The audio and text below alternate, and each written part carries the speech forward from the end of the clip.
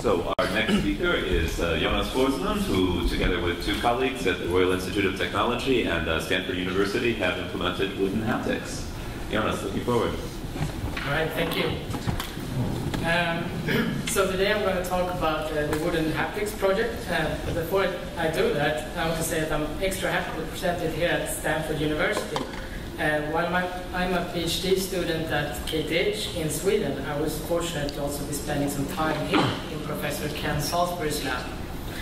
I don't have any robotics background, but being immersed in this lab gave me an opportunity to learn a lot about the tacit skills involved in robotics, for which I could pick up all the bits and pieces needed to make something that, like this that I'm presenting today. The knowledge required to do this was accessible in this lab, while quite inaccessible in my home lab. And it's not so easy to transfer. And von Hippel, he calls this stickiness, in that the knowledge is sticky to the environment where it was created. So the aim for this paper today is to reduce this stickiness in order to enable other interaction designers to craft spatial haptic devices and to explore their design space. The way we do this is through a starting kit. The kit that we propose not only let the designer fabricate a fully working haptic device, it also allows for easy modification in shape and size, as well as tuning the parameters to fit a particular task or application. This is important for interaction designers who want to work with this material, so we can shape the experiential qualities it affords. But first recap what grounded spatial haptics is, if you're not familiar with it. So here is an example of an application that uses a grounded spatial haptic device to explore the shape and size of a tumor. The user can move a manipulandum or handle in space and see a corresponding avatar on the screen. Through the device, it's possible to feel the contact with the object on the screen in a very direct and real sense. We heard in the keynote about Lederman and Klatsky's explorative procedures, and here we're using one of those, the contour following, to identify the shape and location of a tumor surrounded by blood vessels. Okay. Here.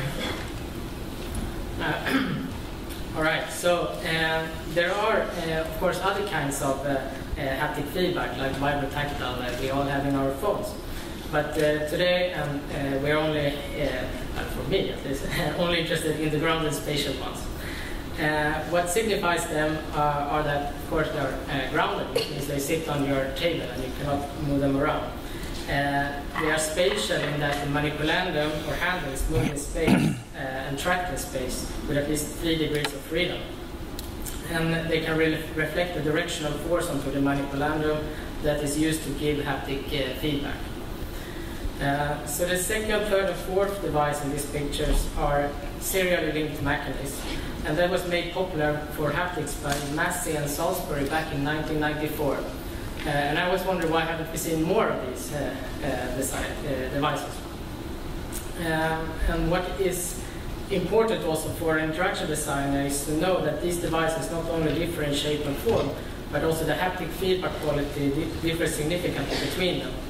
The feeling can be described as mushy or crisp, strong or soft, and so on. And I will give one example in this quick overview of haptic rendering. So here we are rendering a teapot, and the avatar follows the device manipulandum position as we approach the teapot. And as we come in contact with it, we maintain the avatar visually on the surface, and then let the manipulandum penetrate the surface, and then we attach a virtual spring between these two, and the force is proportional to the distance between them. And this force is displayed to the user through the linked mechanism, through the motor here, and displayed at the tip of the instrument.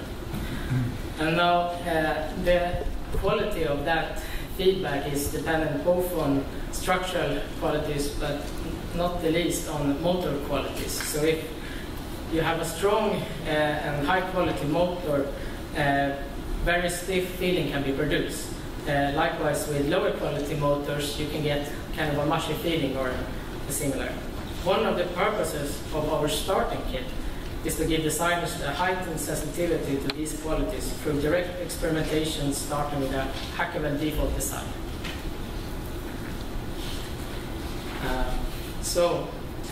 To open up the design space without having access to a fabulous electromechanical lab, we proposed this starting kit called WoodenHaptics.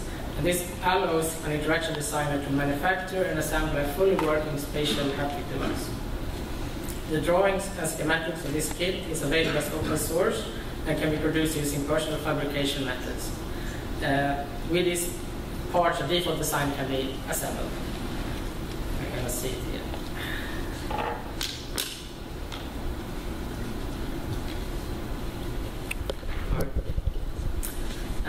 So what we see here is a recording from the first study in our paper that seeks to answer the question, to what extent could someone without robotics training or access to a sophisticated lab use the kit, assemble the device and make it work? And the starting point for this assembly is the laser cut plywood parts, hardware parts that can be ordered online, electronics box and software pre-made by the authors. And the assembly took 11 hours, was done under guidance of someone more experienced, but it shows at least that it is realistic that someone that have no formal robotics training can put it together. And once assembled, the user can, or the user designer, can start experimenting with different versions of the design. And some things you see here, or maybe you have to look at it again, is that we use pins to stack the plywood parts very accurately. We use this wire rope instead of gears and so on. That makes very good contact between, or power transmission between the motors and the end effector. And yeah, we're doing it a bit more rapidly than in the 11 hours it takes. But you can learn to do this. It's hard to do it. Just gonna say to finish it up very quick, very soon here.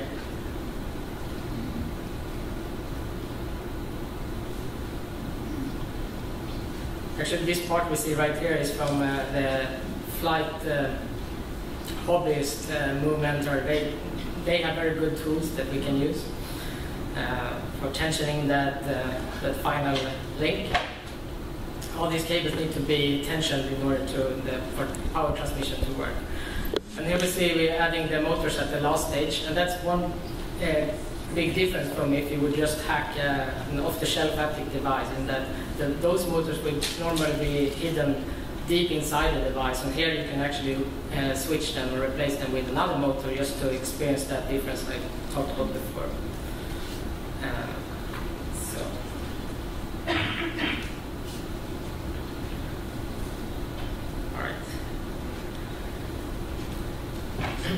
So, making the device work without the kit would involve much problem solving. For example, forming equations for calculating the position of the device and correct torque to apply to the motor, and implementing this in electronics and software.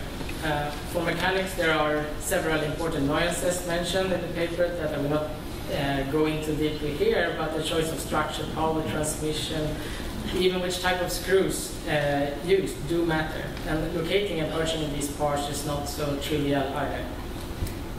Therefore, we have aimed to reducing this engineering work as much as possible for the design user through modules and pre-selected components that are listed online. The modules is this electronics box and software, where the designer only has to specify the length of the arms and a few other documented properties. So the first study we did was, can you build it? And the second study was, what can we actually adapt it or change it?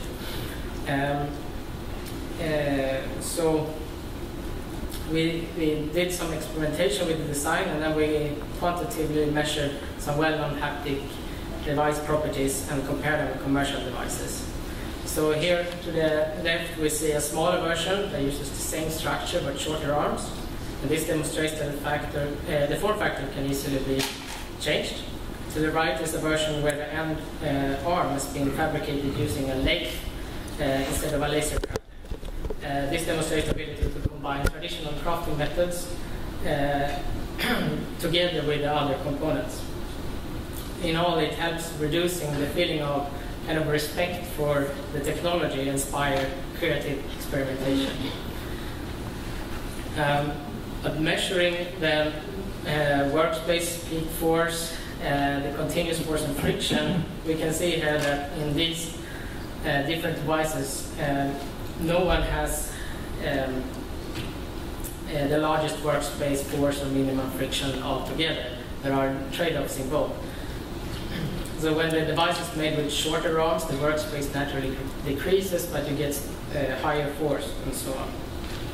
This shows the benefit for hardware sketching, where one very quickly can try out automation without changing electronics, software, or larger parts of the mechanics than is necessary. So, does this homemade device work well in reality? Well, we performed a study with 10 participants that got to judge the haptic qualities of the device and compare it with some commercially produced devices. And you can also judge for yourself later in the demo. So the participants, they got to try them all and then rate them one by one on a 1 to 7 Likert scale in 4 dimensions. And the result of the sum shows that the WoodenHaptics device was rated somewhere between the Phantom Owner and Phantom Desktop. And we also asked the participants to draw a line between the WoodenHaptics device and the 3 commercial ones to answer the question which one they thought were most similar in their feeling. And 7 out of 10 selected the Phantom Desktop, which is a quite nice result, given that that device cost about $10,000. So why? Right? So in summary, we made a device that can be assembled by an interaction designer. It generates haptic feedback on par with at least mid-range commercial haptic devices, and that designers can alter. But why is this important? For one thing, haptic devices and application programming interfaces sometimes give wrong expectation of what experiential qualities they support. For example, Musset noted that hardware hard is relative from his experiment with a commercial haptic device where a virtual object specified to be of maximum stiffness still yielded a sensation he referred to as mushy hard. It is important that we as interaction designers working with haptics are able to consciously design the haptic parameters. Different motors have different power and thus different stiffness can be provided.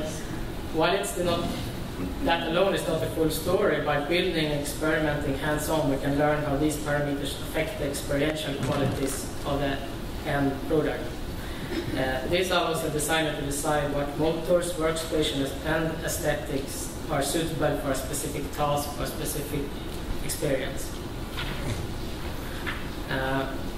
And we'll talk a bit today about open source hardware and open source hardware designed for personal fabrication has also been described as an approach to support designers, support design of different aspects of electronic products.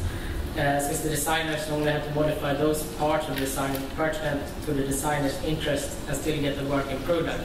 So with a WoodenHaptic device, you can change only the thing you are interested in changing. So obviously this is something we want to promote too. With the word starting kit, we want to communicate that this is everything and all you need to get started with designing spatial haptic devices. While you can only build one device with the parts in the kit, you are very well prepared to continue adding or removing parts when you're ready. The kit is also designed with modifiability in mind, for example, to easily operate motors. Since the plywood parts are made for personal fabrication methods, it's also quite straightforward to modify them in CAD software or using handicraft methods. So, most importantly, the kit frees the designer from solving many electrical, mechanical, and computational problems, since these have already been solved for her. It instead allows the designer to innovate in terms of motor choices, workspace dimensions, physical material aesthetics, and extended functions like buttons. Finally, it enables designers to add a personal touch to the devices they incorporate in their projects. There are certainly opportunities in terms of different aesthetics, which of course is not limited to looks, but also includes the feel of different materials and shapes. So these are the two different variants I made so far, but we can also see in the future different ones with more buttons or other inputs, and adding vibrotactile actuators for higher frequency feedback, different grips or end attachment, for example, dental drill. And can I acknowledge that many have done before these kind of modification using the off-the-shelf devices, and I think this our work could help them do more of that. So very welcome to the demo, and also welcome to the WoodenHaptics.org website, where all the schematics and CAD models and everything is uploaded. Thank you.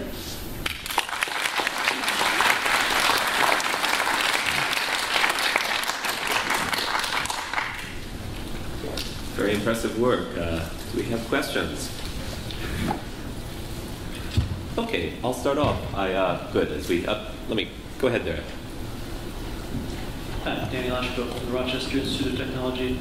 I'm in the middle of assembling a Shapeoko CNC router, which is quite a painful task. But I noticed that a lot of their parts are stamped out of metal and are very rigid. And I'm curious if you've thought about taking it a little bit step further, maybe making it less easy to do in a laser cutter, but making it fewer parts, a little bit less assembly, to make it easier in general to put together. Yeah, it's a good question, and I certainly can see you make the parts with 3D printing or other methods. For me personally, I really like this working with wood and laser cutter. It's very, very flexible, and it's easy to change parts, and you have ready access to it. So. But I can certainly see both, and I think we will see kits using basically the same electronics and so on, but using other parts fabricated with other methods. So for another question, while we wait for others to come up, I really enjoyed your mentioning of variations of different physical forms with the end effectors, other kinds of input or output integrated there.